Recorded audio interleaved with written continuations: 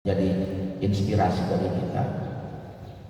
Hiduplah pada zaman Nabi Musa sepasang suami istri. Kehidupan suami istri ini mungkin dibilang di bawah garis kemiskinan. Tentu sebagai manusia, siapapun ingin hidup bahagia. Maka terjadilah obrolan antara mereka berdua, terutama dari perempuan biasanya kan, sekuat kamu hidup susah kan. Kata si wanita ini, suamiku, kita di rumah tangga puluhan tahun, tapi kok hidup kita seperti ini aja, susah terus. Coba deh kita pergi kepada Nabi Musa alaihissalam, minta kepada Tuhannya agar kehidupan kita ini berubah. Maka pergilah suami istri menemui Nabi Musa alaihissalam. Dan kita semua paham Nabi Musa adalah satu-satunya Nabi yang paling banyak berdialog dengan Allah. Bahkan dalam Al-Quran, Nabi Musa adalah Nabi yang paling banyak disebut namanya dalam Al-Quran. Itu hampir 36 kali. Yang kedua itu Nabi Isa. Bahkan baginda Rasulullah SAW itu disebut dalam Al-Quran tidak sampai 10 kali. Nah pertanyaannya, kenapa Nabi Musa ini paling banyak disebut namanya dalam Al-Quran? Pertama, karena Nabi Musa ini adalah Nabi yang paling banyak berdialog ya. Maka disebut Musa. Gelarnya itu Kalimullah, Nabi yang paling banyak berdialog dengan Allah. Jadi Musa itu secara bahasa artinya dialog. Yang kedua, Nabi Musa ini adalah Nabi yang sedikit banyak protes kepada Allah. Dan yang ketiga, Nabi Musa ini adalah Nabi yang kasratus su'al, Nabi yang paling banyak bertanya kepada Allah. Dan sifatnya itu turun kepada anak buahnya, kepada santrinya, yaitu Bani Israel. Kalau kita ingat perjalanan Nabi Musa dengan Khidir alaihissalam, itu jelas sekali dalam surat Al-Kahfi. Bagaimana Nabi Musa banyak bertanya sehingga Nabi Khidir jengkel akhirnya. Nah, itulah. Wahai Nabi Musa, kami hidup rumah tangga sudah lama, tapi kok hidup kami tiba lagi ya tarik ada resek juga unggal pe usap deh baik. Atau coba mintalah kepada Tuhanmu agar kami diberikan ya minimal kami bisa seperti orang-orang lah, hidup senang. Akhirnya Nabi Musa memohon kepada Allahnya, wahai Tuhanku, ini saya punya anak buah, dia bosan dengan kehidupan sekarang, dia ingin bahagia, ingin senang. Allah Maha Rahman dan Rahim. Karena yang minta Nabi Musa, karena Musa itu Pak, dalam riwayat biasanya kalau nggak minta dan tidak Allah berikan, enak terus dia minta ya. Seperti ada orang gitu kalau ngajuin proposal, kalau minta diberi mah terus baik proposal sampai cair gitu. Padahal sudah jelas akan seperti itu. Apa bahasa kita yang ajar itu? Para kedabang tanah mau kekeh begitu. Kata Allah, baiklah kalau begitu Nabi Musa, sampaikan kepada umatmu, kepada anak buahmu, kalau memang mereka ingin hidup kaya, aku kasih. Tapi cuma setahun, kata Allah. Artinya kekayaan mereka itu temporer, tidak selamanya. Aku kasih jangka 12 bulan. Baik, pergilah dan disampaikan, wahai umatku, permohonanmu di ACC, Allah kabulkan. Mulai besok kamu akan berubah hidup kamu, yang tadinya susah menjadi senang. Tentu senang, bahagia mendengar apa yang disampaikan oleh Musa. Tapi kata Nabi Musa, kekayaanmu itu hanya berlaku sementara. Maksudnya gimana? Cuma 12 bulan, setahun. Gimana mah? Setahun doang ya orang jadi masukin. Lumayan lah setahun dia. Yang penting saya merasakan bagaimana jadi orang kaya. Singkat cerita para jamaah, berjalannya waktu tidak terasa sudah nyampe 6 bulan. Kata si istrinya, Pak, kita ini jadi orang kaya sudah 6 bulan. Berarti ada sisa 6 bulan lagi.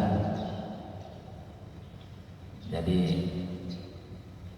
mumpung kita kaya, sedangkan ini harta kita masih berlimpah. Bagaimana kalau harta kita bagikan saja, kita sedekahkan, kita zakat dan seterusnya. Sebab kalau kita sudah susah, kita tidak bisa lagi berbagi. Kata suaminya, ya sudah, tak apa-apa, tak masalah. Akhirnya para jamaah nikmati Allah, dengan berjalannya waktu tanpa terasa kehidupan rumah tangga suami istri ini memasuki bulan ke-14. Berarti ada lebih 2 bulan. Terdengarlah oleh Nabi Musa bahwa apa yang sudah Allah berikan kepada mereka berdua ternyata durasinya diperpanjang. Artinya menyalahi MOU. Kontraknya itu kan 12 bulan, tapi ternyata setelah bulan ke-14 mereka masih diberikan kekayaan, bahkan tambah kaya. Akhirnya Musa bertanya, ya Allah, ini gimana ceritanya? Mereka kaya 12 bulan, tapi sampai hari ini sudah lewat 2 bulan, mereka malah tambah kaya. Apa yang terjadi? Di sini rahasianya. Fa'lam, wahai Nabi Musa, ketahuilah kenapa mereka aku tambah kekayaan mereka, aku tambah keberkahan mereka. Sebab ketika mereka membuka satu pintu rezeki bagi orang-orang yang membutuhkan, menyayangi orang-orang yang memang sedang susah, maka aku berikan mereka 10 pintu rezeki.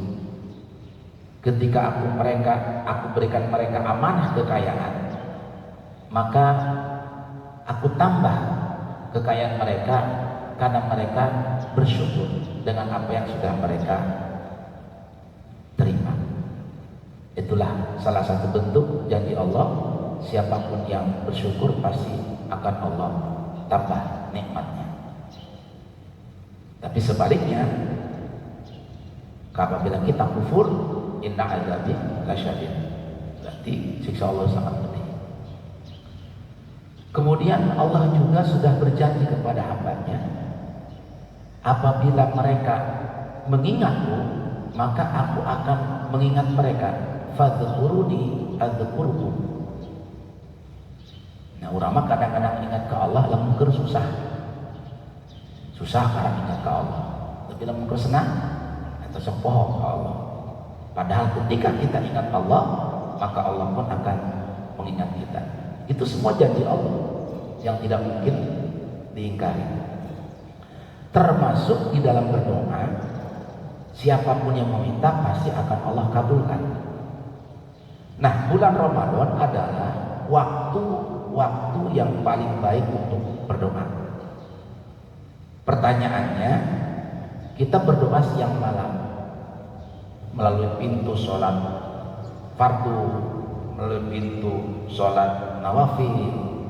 Tapi kok walaupun kita berdoa tiap waktu, kehidupan kita tidak berubah. Nah, bisa jadi ada yang salah di situ. Jadi kalau kita bicara apakah doa kita dikabul, jelas dalam Al-Quran. Ya.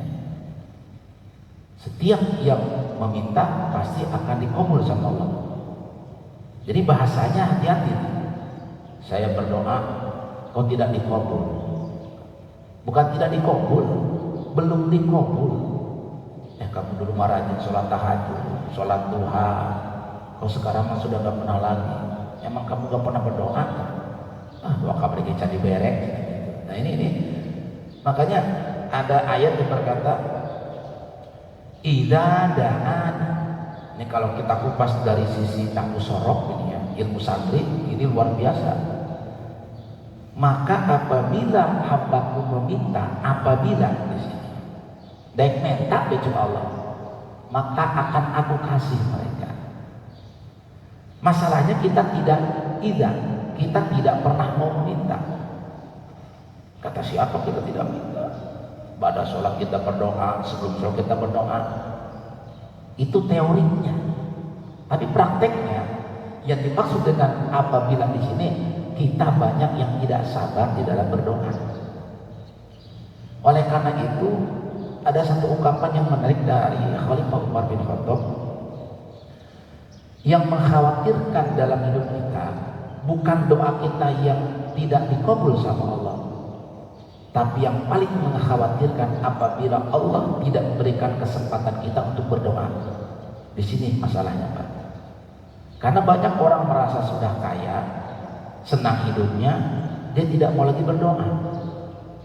Memang nasihat dari Muhammad Abduh, orang yang dia berdoa tapi tanpa bekerja, itu omong kosong. Sebaliknya orang yang bekerja tanpa berdoa, ini pun ciri orang sombong. Bahkan kalau kita lihat, doa itu cuma 1%, Pak. Yang 99 itu usaha. Nah, ulama kadang-kadang digede ke doa. Suatu ketika ada sahabat Nabi yang bernama Abu Dzar Al-Ghifari sedang duduk di dalam masjid. Sehari, 2 hari, 3 hari, setiap Rasul masuk pasti ada sahabat Abu Dzar Al-Ghifari. Rasul penasaran, ini sahabat Abu Dzar ini apa amalannya? Perasaan kok dari pagi, siang, sore di masjid baik. Akhirnya ditanya, loh, saya perhatikan kamu kok di masjid terus. Kamu nggak kerja, Pak? Anak istri kamu bagaimana? Dijawab oleh Abu Dzar Al-Ghifari, ya Rasulullah, saya di masjid itu kerja. Kerja bagaimana lah kamu ngaji? Diupaya di masjid rumah kerja. Kan saya juga meminta sama Allah bekerja. Allah itu kan maha kaya, kalau kita minta pasti dikasih. Kata Rasul, betul, Allah itu maha kaya. Siapapun hamba yang meminta pasti diberi. Tapi di dalam agama kita ada yang disebut dengan syariat, ada yang disebut dengan hakikat. Syariat itu ikhtiar, hakikat itu takdir. Nah, yang orang menyariat itu kalau kita lagi sakit pergi ke dokter, itu nyariat. Sembuh dan tidaknya hakikatnya bagaimana Allah. Supaya umur panjang, syariatnya kita rajin olahraga. Nah, jadi catat nih, olahraga itu bukan alat untuk memperpanjang umur. Olahraga itu adalah doa dalam bentuk fisik. Saya mau rajin lari, rajin goes supaya panjang umur, istighfar deh. Jadi olahraga itu untuk menjaga supaya badan kita sehat, dan itu salah satu ikhtiar doa dalam bentuk fisik. Kalau kita berobat ke dokter dalam keadaan sakit, nah, dokter pun tidak langsung memvonis Bapak bakal sembuh, enggak. Dokter hanya memberikan jalan, ini obatnya. Ketika kita menerima resep, pasti di bungkus obat itu ada tulisan semoga lekas sembuh. Tidak pernah ada apotek ketika memberikan obat itu tulisan di bungkusnya pasti Anda sembuh, tidak. Artinya apa?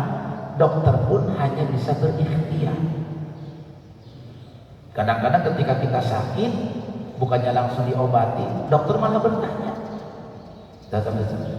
Bapak kenapa, Pak? Si dokter udah datang ada yang berobat, ditanya deh, Bapak kenapa? Artinya dokter pun masih mengira-ngira. Ditanya dulu, kan tidak langsung kita berobat langsung, oh Pak, Bapak ini udah diperiksa dulu, ditanya dulu. Yang membedakan kalau pertanyaannya itu Bapak kenapa, mungkin itu tanda kita jarang ke dokter. Tapi kalau pertanyaannya Bapak kenapa lagi, berarti kita sering datang ke dokter. Kan itu betul. Nah, makanya di dalam kita berikhtiar, jangan pernah kita melupakan bahwa semua hakikat itu takdir dari Allah. Ketika mendapat jawaban seperti ini, Rasul nanya lagi, emang kamu kenapa Abu Dzar kok di masjid terus? Barulah Abu Dzar Al-Ghifari berterus terang, ya Rasulullah, sebenarnya saya di masjid ini untuk menghindari hutang. Kan karena saya dikejar-kejar terus. Emang kenapa? Saya punya hutang. Makanya tempat yang paling aman sembunyi dari penagih hutang di masjid. Aman tuh. Hari nagih abian sholat orang tungguan. Maka muncullah hadis, hal adulluka ala syai'in.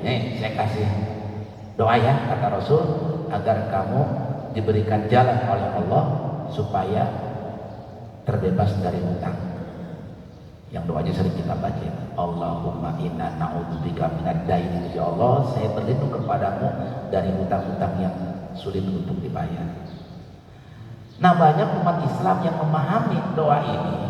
Siapa yang membaca doa dari Rasul, hutangnya akan lunas. Ya nggak begitu. Maksudnya kalau kita berdoa, Allah akan memberi jalan. Bukan dengan kita berdoa langsung hutang kita lunas. Itu mengkhianatkan nanti, kasihan yang menghutangi. Ujung-ujung satu tanah lunas. Nah, jadi dengan kita berdoa, Allah memberikan solusi. Nah, di bulan Ramadan inilah adalah bulan berdoa. Waktu-waktu yang paling baik. Karena gini, Indonesia Pak, di tempat kita ini hanya diberikan waktu terbaik untuk berdoa. Kalau di Mekah, waktu dan tempat yang terbaik untuk berdoa. Kapan saja waktu-waktu terbaik? Ya tentu di bulan Ramadan. Yang kedua kata Rasul, sebaik-baik berdoa di sujud akhir di waktu kita sholat. Ya, apa kata Allah? Wasjud waqtarib, bersujudlah engkau dan mendekatlah kepadaku. Ini ayat jawaban bagi kelompok yang kekeh bahwa Allah itu ada di arsy. Ya, Ar-Rahman ala arsy istawa, bahwa udah Tuhan itu ada di arsy, udah nggak bisa tafsir kepada itu baik. Padahal Allah itu kalau kita bicara di mana posisi dan di mana tempatnya tidak bisa digambarkan. Terkadang Allah itu dalam hadis, wa innallaha aqrabu minal warid, Allah itu lebih dekat daripada urat nadi. Dan Allah itu juga ada ketika kita sujud. Doa di waktu sujud itu doa yang tidak didengar oleh penduduk bumi, tapi tembus ke arsy Allah. Nah, oleh karenanya Rasul itu kalau sudah sujud terakhir itu beliau lama sujudnya. Disitulah waktu yang paling baik untuk berdoa. Kalau konteksnya sholat sunnah, sholat wajib atau ulah aleman, tentang imam ini, ayo 20 menit sujud terakhir, khawatir jadi fitnah bukan apa-apa. Karena dulu juga pernah ada sahabat yang bernama Mu'ad bin Jabal. Mu'ad ini kan seorang kalau sholat itu kalau tidak baca surat-surat panjang asal sholat Pak. Itu Mu'ad bin Jabal. Sholatlah isya, baca Al-Baqarah segala macam. Ada salah satu jamaah dari Badawiyun. Badawiyun itu adalah panggilan orang pedalaman, suku pedalaman perbatasan. Orang Baduy ini dia punya karakter kasar, namanya orang jauh dari pendidikan. Yang kedua, dia ini kan baru masuk Islam. Ketika ikut sholat berjamaah, imamnya Mu'ad bin Jabal yang dibaca surat panjang atau bubar Pak. Nah jero hati si Baduy si Mu'ad sholat. Akhirnya kan selama sholat itu dia gak iftirah, tapi terus mengikuti saja. Walaupun nantinya kesel dongkol. Likum beres sholat, langsung istikawah hayat lapor sama Rasul. Ya Rasulullah, itu si Mu'ad cuma sih langsung sholat ya, kira-kira. Orang ditulur kata Nabi, saya ini kan kuli, saya ingin sama majikan cuma 15 menit untuk sholat. Tapi ketika saya ikut sholat, waktu bacaan ya Rasul, saya dalam sholat udah gak tenang nih. Bagaimana kalau saya telat, pasti saya potong gaji segala macam. Akhirnya dipanggilan, ya sudah, Mu'adnya suruh ke sini. Ya tentu dengan bahasa dan cara Rasul yang bijak ya. Rasul itu kalau menegur sahabatnya itu tidak pernah mempermalukan. Imam Syafi'i itu apa kata beliau? Ketika kita menegur orang di depan orang banyak, itu bukan menasehati tapi mempermalukan. Baik-baik karena dia juga punya harga diri dan seterusnya. Muat, dia jenaya aduannya, ya Rasulullah. Selain sholat tadi, non dibaca atau biasa-biasa surat langganan. Bayangkan sahabat mah kalau sholat surat langganannya itu Al-Baqarah dengan Al-Imran langganan. Biadanya kurang rangkas. Lamun sholat surat langganan kuliah aja kudu. Alhamdulillah gitu deh. Kenapa ya Rasulullah? Enggak kemah cenah. Lamun jadi imam fal yukhafif. Nah itu sampai lahirlah hadis gitu. Kalau kita sholat ringankan bacaannya. Kasihan jamaah. Khawatir jadi fitnah. Tapi kalau engkau sholat sendiri sok kenal. Emang salah Rasul kalau saya imam baca surat yang panjang? Emang jelek? Tidak jelek, tidak salah. Walaupun tujuan kamu baik, ingin banyak mendapatkan pahala, tapi kalau caranya itu salah, pasti hasilnya juga tidak akan baik. Jamaah itu kan tidak semua sama. Ada yang tua, ada yang punya kesibukan. Jadi kalau kamu imam baca surat panjang-panjang, khawatir nanti jadi fitnah. Kedepannya tidak ada lagi yang mau sholat berjamaah. Itu contoh kasus, Pak. Nyatanya kita harus bijaklah. Di dalam ibadah pun itu jangan berlebihan. Innallaha la yuhibbul musrifin. Allah tidak menyukai perkara yang berlebihan. Ya. Nah, akhirnya para jemaah mati Allah, kita kembali bahwa di bulan Ramadan ini adalah waktu-waktu yang paling baik untuk berdoa. Kemudian juga waktu yang paling baik untuk berdoa di waktu turun hujan. Kemudian juga waktu yang paling berdoa itu 10 menit menjelang berbuka puasa. Itulah dalam satu hadis dikatakan farhatani lisyaribin. Ada 2 kebahagiaan bagi orang-orang yang berpuasa. Yang pertama ketika dia berbuka, yang kedua liqa'i ma'arabi, bertemu dengan Allah. Jadi manfaatkan itu 10 menit menjelang buka. Tetapi kembali di bulan Ramadan ini, walaupun ada hadis yang mengatakan wasufidat disyayatin, datangnya Ramadan itu setan akan dibelenggu, itu bukan secara fisik. Setan di sini adalah bagaimana kita bisa mengendalikan hawa nafsu. Namun dohirnya justru bulan Ramadan ini juga itu tidak kalah gencarnya godaan kepada manusia.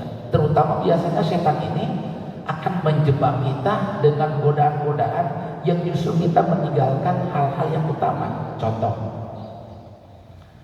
tidak sedikit kadang-kadang umat Islam ketika mereka berbuka puasa, sampai mereka lupa untuk sholat maghrib berjamaah. Di sini liciknya setan. Kan ketika buka tuh semuanya sudah bersiap. Nonhelayo, iya lah kabok makan dulu. Setelah selesai makan, baru mereka sholat. Dan akhirnya sholat maghribnya sendiri-sendiri. Hati-hati, ini setan itu, Pak. Bagaimana yang ideal? Nah, itulah kata Rasul. Ketika kita berbuka puasa, awali dengan makan korma atau makanan yang ringan. Nanti makan beratnya setelah sholat maghrib. Agar apa? Bukanya dapat, sholat berjamaah maghribnya juga dapat. Kalau kita habak-habakan ya, ibu basah, makan sayur hasut, sambal segala macam, kayak sholat maghrib kayak ya, karena akhirnya makannya iya, tapi tidak sholat berjamaah. Di sini setan. Yang kedua,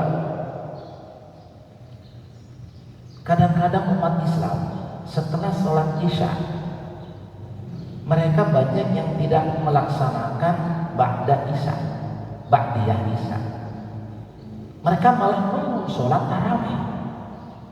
Padahal pahala ba'diyah isya lebih besar daripada pahala sholat tarawih. Jadi kalau kita perhatikan setelah sholat isya selesai, sebagian pas sholat ba'diyah, sebagian batu ngobrol nungguan tarawih. Bagaimana yang baik? Setelah isya sholat ba'diyah, kemudian sholat tarawih. Makanya kalau pengurus masjid yang paham tentang keutamaan ba'diyah, katakanlah misalnya bila langsung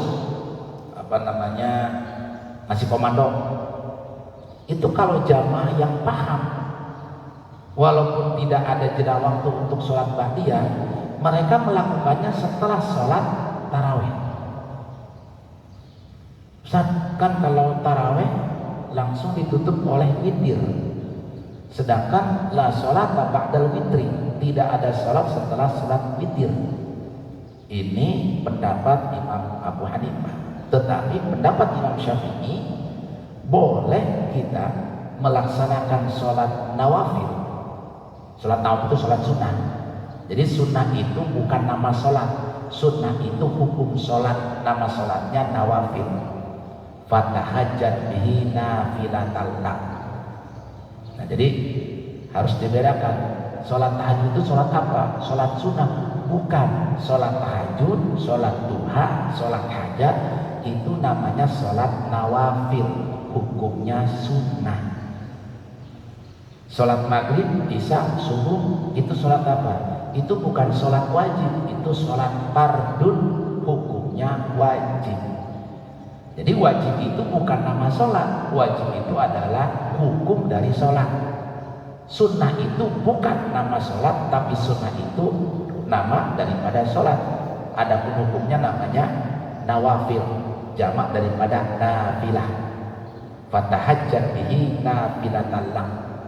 Tahajudlah kamu, karena tahajud itu adalah nafilah, sholat nafil. Ya. Nah, jadi hati-hati. Ini kalau kita sudah sholat isya, laksanakanlah sholat ba'diyah. Setelah itu kita sholat tarawih. Memang kata Imam Syafi'i, setelah kita tutup dengan sholat witir, kalau kita mau sholat sunnah, maka lakukanlah as-sholat al-khafifaini, sholat dua yang ringan. Artinya sholatnya cukup membaca Al-Fatihah, tidak membaca surat. Di rakaat pertama, goin maghdubi alaihim waladhdallin amin, langsung ruku. Rakaat kedua begitu juga, setelah waladhdallin langsung ruku, tidak membaca surat. Nah, itulah yang disebut dengan as-sholat al-khafifaini, kata Imam Syafi'i. Sholat dua sholat ringan, kedua rakaat yang ringan, karena tidak diawali dan tidak dibaca surat dalam Al-Quran. Kemudian yang lain para jamaah, ibadah-ibadah di bulan Ramadan yang kadang-kadang ditinggal oleh umat Islam ketika bulan Ramadan, ya, itu ketika sahur. Sahur itu kan adalah satu amalan yang masya Allah, sampai-sampai kata Rasul, tasa'aru fa inna fis suhur barokah. Bersahurlah kalian, karena di dalam sahur itu ada keberkahan. Sebab di dalam sahur itu sendiri waktu yang paling baik untuk berdoa. Nah, jadi kalau kita bicara waktu-waktu yang terbaik berdoa di bulan Ramadan ini, banyak sekali diberikan oleh Allah. Tinggal bagaimana kita memanfaatkannya. Sedangkan kalau tempat-tempat yang baik untuk berdoa, urang teka bagian. Semuanya ada di Mekah, di Raudhah, di Sofa, di Marwah, Multazam, Sumur Jam-Jam. Nah, itu yang tempat-tempat yang terbaik. Kembali ke pertanyaan dasar, kenapa kita berdoa tiap waktu, tapi doa kita ini kok sulit untuk dikabul? Nah, bisa jadi kita kurang etika di dalam berdoa. Kalau kita minta, Pak, tapi dengan sopan, tahu bagaimana cara berdoa, Allah akan kabulkan. Nah, jika orang minta sesuatu, tapi minta itu dengan tidak menggunakan etika, kan bagaimana? Apa etika kita, tata cara berdoa yang baik? Pertama, memuji Allah. Maka setiap doa selalu diawali dengan memuji Allah, alhamdulillah hamdan syakirin, ya, dan seterusnya. Nah, yang kedua, bersolawat kepada Rasulullah. Ya. Yang ketiga, mendoakan kedua orang tua. Yang keempat, baru kita minta untuk diri kita sendiri. Ini dalam etika kita berdoa, berpakaian yang baik, tempat yang suci. Dalam hadis Abu Dawud, cara berdoa yang paling baik adalah dengan merakatkan tangan. Ya, ini tata cara doa dalam sunnah Abu Dawud. Kata Nabi, doa yang paling baik itu dengan merakatkan tangan. Ada yang begini kan, tapi yang doa itu begini. Ini mah kita kerjanya gitu ya. Jadi lebih apa? Karena antara permintaan satu dengan yang lain, ketika kita rakatkan tangan kita, ini sebagai bukti bahwa kita sangat butuh atas pertolongan Allah. Ini hadis Abu Daud. Berdoalah dengan merangkapkan tangan, karena Rasul kalau berdoa begini. Ya. Dan kalau kita berdoa itu harus betul-betul bahwa kita ini butuh, Pak. Jangan doanya itu dek-dek tentu. Ciri-ciri orang yang doanya itu malas-malasan, dia berat untuk mengangkat tangan. Doanya itu ini. Ustaz, kalau doa ki makan cangkel, atau ngaranna orang kerbutuh, Pak. Kan kita kalau punya keinginan, maka apapun syarat-syaratnya kan kita penuhi. Sekarang kita minta sama Allah, atau wayahna cangkemin beginilah. Ya kadang-kadang. Dan doa itu jangan panjang-panjang, harus rinci. Allah tuh tahu. Ya mendekati lebaran, ya Allah, ya THR can kene, cek Allah leutik amat minta THR ka kami. Kata Rasul, Allah tidak menyukai hambanya yang minta dengan dirinci. Tidak perlu, Allah lebih tahu. Secara garis besar aja. Ya mau THR ayo minsuk ya Allah, gaji 13 sajar kene bae, gaji 13 leutik amat cek Allah. Ya. Jadi Allah kurang begitu suka. Doa itu ketika kita panjatkan, mintalah doa untuk kebajikan. Sebab begini, kata Rasulullah SAW dalam keterangan Syekh Abdul Qadir Jalani, ada tingkat 3 golongan orang yang berdoa. Yang pertama, orang yang berdoa karena dunia. Ini adalah orang yang terendah, Pak. Jadi dia itu berdoa kan urusan dunia aja. Doa ingin naik jabatan, ingin karir, ingin diangkat. Pokoknya dia minta hanya urusan dunia. Itulah al-abid al-aduwa. Jadi hamba yang paling rendah itu adalah doanya itu hanya urusan dunia. Apa ciri-cirinya orang yang berdoa karena urusan dunia? Apabila sudah dikabul doanya, selesai, tidak lagi ibadah. Pak, ini kan udah dibuka nih lowongan pendaftaran ASN. Ya udah, kamu kan udah sarjana, terus berkali itu daftar. Pokoknya makin papua kalau penting sholat tahajud, menurut minta ke Allah. Ayo tiap hari tahajud supaya anaknya diterima pegawai negeri. Turun pengumuman diterima, dites diterima. Datang tahajud datang. Kenapa? Karena doanya sudah dikabul, anak jadi PNS. Itu adalah orang yang paling rendah. Jadi apa yang diinginkan tercapai, apa yang diminta dikabul, setelah dikabul selesai, tidak lagi ibadah. Yang kedua, ada cerita seorang keluarga gitu, anaknya belum ketemu jodoh. Orang coba ke kiai cina nyariat, bang, ya anak saya umur sudah 30 tahun tapi cakian yang menang jodoh. Kata kiai, amal kebaik ya, lobakeun sholawat, baca surat al-waqiah, segala macam. Seberapa kali bah? Baca aja setiap sholat 100 kali sholawat. Kaneng baca neng, baca diamalkan seminggu sebulan. Caranya datang laki-laki, mah, sunalah orang sholawat, baca surat dia, jodoh datang sampai kaya aja, masih kena jomblo. Gak begitu mah, bohong kita sholawat. Itu tuh. Jadi orang yang seperti ini itu adalah orang yang dia berdoa karena orientasinya urusan dunia. Cenah lamun urang maca surat Al-Waqiah, ya kan dari dulu kan orang tua begitu, sering-sering baca surat Al-Waqiah, maka Allah akan mengkayakan kamu. Buktina cenah urang maca Al-Waqiah susah berhirup, tapi itu mah bohong. Hati-hati, ini orang yang paling rendah itu dalam berdoa. Yang kedua, kata Syekh Abdul Qadir Jailani, golongan orang yang berdoa itu hanya ingin dapat pahala. Kita sholat karena kita ingin dapat pahala. Nah, ini pun dirasa kalau kita ibadah mengharapkan sesuatu, ini pun akan terasa berat. Nah, yang paling tinggi adalah orang yang berdoa semata-mata karena ingin ridha Allah. Inilah orang yang paling tinggi derajatnya. Jadi begini, ketika kita berdoa, kita sudah melaksanakan perintah Allah dan sunnah Rasul, selesai. Dikabul dan tidaknya, biarkan itu urusan Allah. Sebab ada orang yang berdoa tapi nunggu aja. Orang seperti ini akan capek kan? Makanya di dalam berdoa itu, setelah kita selesai berdoa, sudah semuanya serahkan kepada Allah. Apa janji Allah? Wa may yatawakkal 'ala Allah fa huwa hasbuh wa yarzuqhu min haitsu la yahtasib.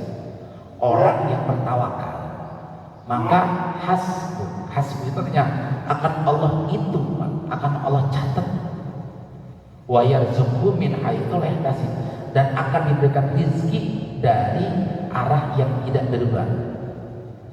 Kita perhatikan ayat ini. Allah menggunakan kalimat perkara yang tidak diduga.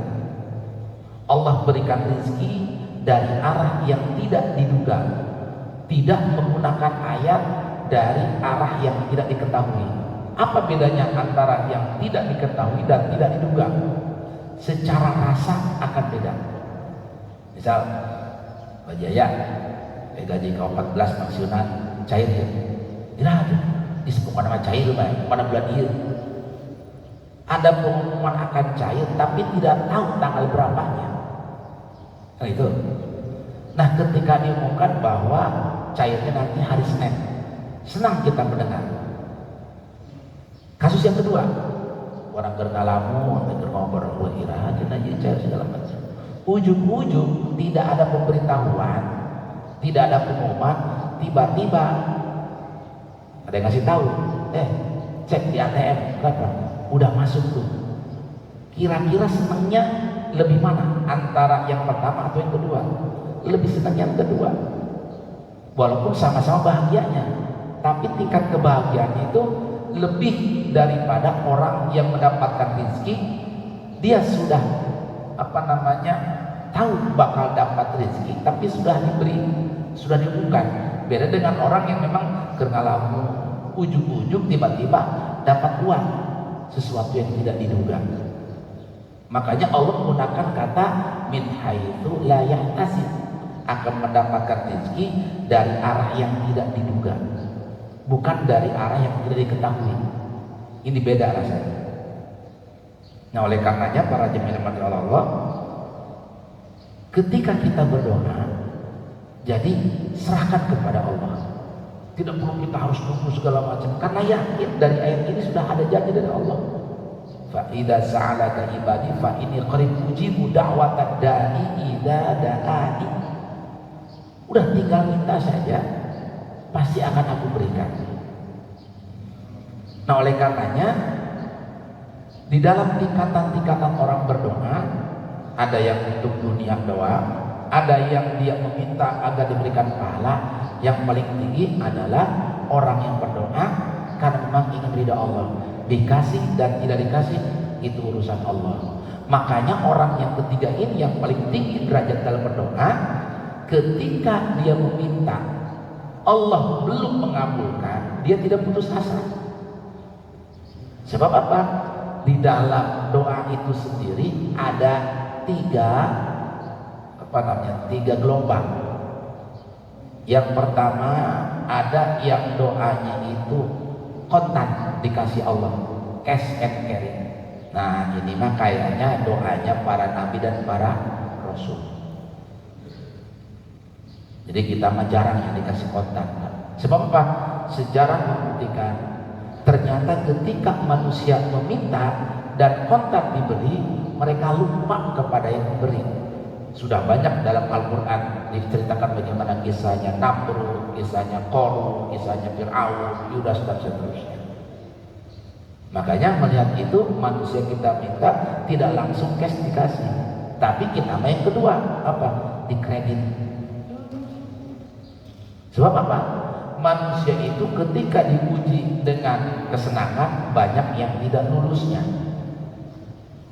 Tapi kalau diuji dengan kesusahan, nah kita malah kesusahan, paling banyak doa. Yang ketiga, ada orang yang dikabul doanya, tapi dalam bentuk yang lain. Kita misal minta A, tapi Allah memberikan B. Kenapa? Wa asa an takrahu syai'an fa huwa khairul lakum. Terkadang perkara yang tidak kita sukai, fa huwa khairul lakum. Di balik itu ada kebaikan, kata Allah. Wa asa an tuhibbu syai'an fa huwa syarrul lakum. Perkara yang kita anggap ada kebaikan, bisa jadi ada keburukan di situ. Makanya kita jangan pernah berburuk sangka kepada Allah. Kita ambil satu riwayat dulu pernah kita sampaikan. Ada dua sahabat, yang satu ini jadi raja, ini teman akrab. Suatu hari si raja ini bermain pisau sampai akhirnya jarinya terluka karena pisau itu, jadi putus. Melihat temannya ini putus jarinya, kata temannya, insya Allah khair. Karena karena kehendak Allah pasti ada kebaikan, kata temannya. Tentu sebagai raja, dia tersinggung, bukannya dia simpati, kasihan, malah mengatakan insya Allah khair. Tersinggung, akhirnya dia tidak melihat apa itu temannya, dimasukkanlah temannya ke dalam penjara. Ya, ketika di dalam penjara, jawaban temannya ini bukan dia melawan atau protes, hanya satu kata, insya Allah khair. Atas kehendak Allah, ketika engkau memasukkan aku ke dalam penjara, pasti ada kebaikan. Ini teman yang raja kaget, ini teman saya ketika dimasukkan penjara, kenapa dia tidak protes, tapi hanya mengucapkan insya Allah khair. Besok paginya si raja ini punya hobi berburu. Pergilah dia ke dalam hutan. Qadarullah, di tengah hutan itu ada manusia primitif, dan juga mereka ini Hannibal yang suka memakan manusia. Melihat ada manusia masuk hutan, akhirnya ditangkap, dibawalah ke kepala suku.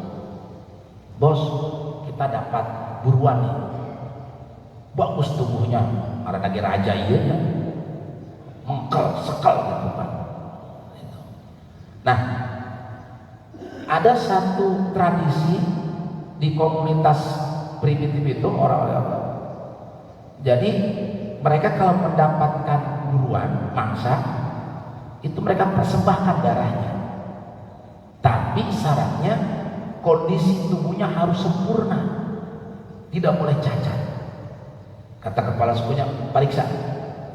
Setelah diperiksa, ternyata cacat karena jarinya putus. Bos, cacat, curukan. Kata kepala sukunya, lepaskan kalau begitu.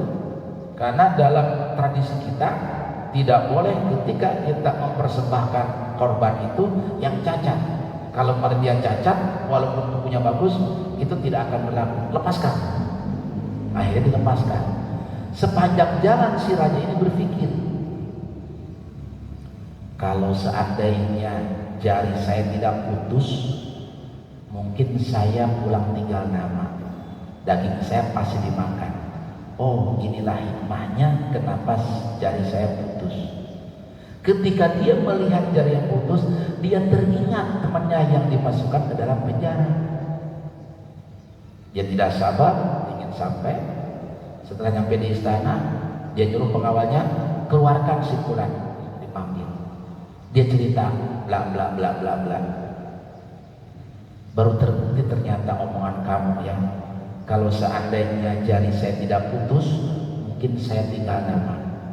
Sekarang saya selamat, saya tidak jadi dimaksa karena jari saya putus. Sebab syarat itu harus sempurna. Ada satu pertanyaan yang masih mengganjal dalam diri saya. Apa? Kamu kan teman saya, teman akrab. Waktu saya jebloskan kamu ke dalam penjara, kenapa kamu tidak protes? Kan bisa saja kamu protes. Tapi malah kamu berkata, insya Allah khair, atas kehendak Allah ini adalah kebaikan. Kenapa kamu begitu? Apa jawabannya? Wahai raja, kamu tahu nggak? Waktu kau jebloskan aku dalam penjara, aku mengatakan kehendak Allah ini adalah kebaikan. Jikalau seandainya aku tidak masuk penjara, waktu engkau berburu ke hutan, pasti aku diajak karena aku adalah teman akrab kamu. Ketika kami ditangkap, yang akan dimaksa adalah aku, bukan engkau. Kenapa? Karena tubuhku sempurna, tidak ada yang putus. Dengan engkau menjebloskan aku ke dalam penjara, itu artinya engkau telah menyelamatkan aku dari manusia primitif. Di situ hikmahnya. Jadi terkadang perkara yang dianggap buruk oleh kita, bisa jadi di situ ada kebaikan. Sebaliknya perkara yang dianggap baik oleh kita, bisa jadi di situ ada keburukan. Maka di dalam berdoa jangan pernah kita berburuk sangka kepada Allah. Dalam hadis qudsi, anna inda dzanni abdi bi, aku tergantung dari prasangka hambaku. Kalau hambaku berkeyakinan dikabulkan, pasti akan aku beri. Tapi kalau hambaku punya keraguan, jangan harap doanya aku kabulkan. Oleh karena itu jamaah bagi Allah, bulan Ramadan ini kita perbanyak berdoa kepada Allah. Terutama ada dua doa yang menjadi pokok doa kita itu. Yang pertama adalah kita diberi rezeki yang barokah, yang kedua kita diberi ampunan. Inilah dua biang doa. Rezeki untuk kita di dunia dan mencakup sehat, anak bayi, keluarga barokah, itu rezeki. Bapak bisa sholat berjamaah di masjid, itu adalah rezeki. Berapa banyak orang yang rumahnya nempel dengan masjid, gogor-gogokan suara azan terdengar, tapi berat hatinya untuk sholat berjamaah di masjid, maka dia belum dikasih rezeki untuk berjamaah. Yang kedua adalah doa agar kita diberikan ampunan, karena ini untuk bekal kita nanti di yaumul hisab. Semoga Allah Rabbul Alamin senantiasa mengabulkan, menerima dan meridhoi doa-doa kita, khususnya di bulan Ramadan, sehingga kita jadi hamba-hamba yang muttaqin dan akhirnya kita termasuk ke dalam golongan husnul khatimah. Amin ya rabbal alamin. Subhanaka Allahumma wa bihamdika asyhadu an la ilaha illa anta astaghfiruka wa atubu ilaik. Wassalamualaikum warahmatullahi wabarakatuh.